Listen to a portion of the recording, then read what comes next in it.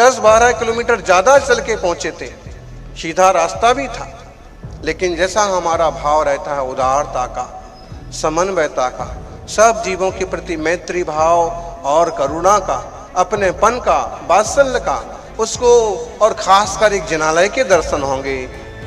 उस निमित्त से हम लोग सोनगढ़ तरफ से विहार किए, लेकिन सब तरह के लोग होते हैं। बाहुबली स्वामी की मूर्ति मिली, ऊपर जाने लगे तो एक चौकीदार, नहीं ऊपर नहीं जाना, ऊपर नहीं जाना, बेचारे को जैसे डायरेक्शन होगा।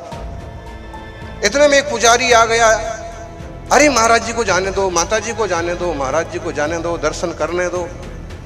मतलब है कि पाकिस्तान में भी चले जाओ तो एक ना एक आपको धर्मात्मा सहयोगी तो मिल ही जाएगा, तो दर्शन करने दो, महाराज जी को बैठने दो। फिर पाटा चिटाई कुछ नहीं था, ठंडे पर बैठ गए, तो उन्हीं में से एक कोई गया और टूटी फूटी पुरानी चिटाई ले आया, लेकिन उसमें लगा था कपड़ा, तो उस पर कोई साधु बैठे नहीं। फिर दर्शन कराने के लिए उसमें से एक दो पुजारी आगे हो गए, दर्शन कराया अच्छे से।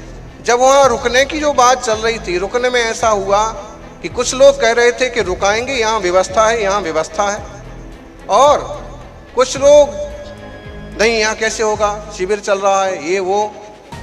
तो आखिरकार नेगेटिव पक्ष की जीत हुई, पॉजिटिव लोग उनमें से बेचारे रह गए। तो सब तरह के लोग होते हैं।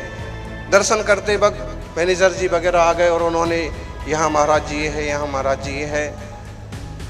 और जब दर्शन कर रहे थे तो पता नहीं एक युवा भी आया, अच्छे से वंदन किया।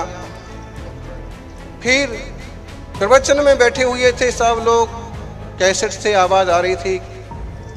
हमें गुजराती भी थोड़ी समझ में आती है, मराठी भी आती है, हिंदी भी आती है, इंग्लिश भी आती है, प्राकृत संस्कृत भी आती है, और 2-4 छोटी मोटी भाषाएं आती हैं, लेकिन क्या चल रहा था हमको तो कुछ समझ में नहीं आया।